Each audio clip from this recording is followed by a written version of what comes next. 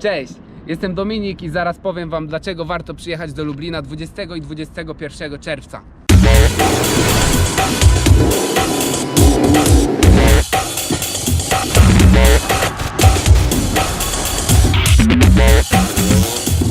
W tej murawie będzie skakać światowa czołówka sportów ekstremalnych na rolkach, hulajnogach, rowerach oraz motocyklach.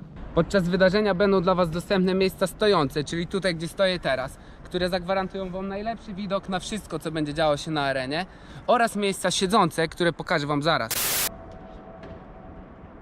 Możecie również wygodnie rozsiąść się na trybunach, a wtedy czeka was taki widok. Oprócz głównego spektaklu czeka na was mnóstwo atrakcji w miasteczku festiwalowym przed Areną Lublin, które otwieramy już dzień wcześniej, czyli 20 czerwca. Wstęp wolny.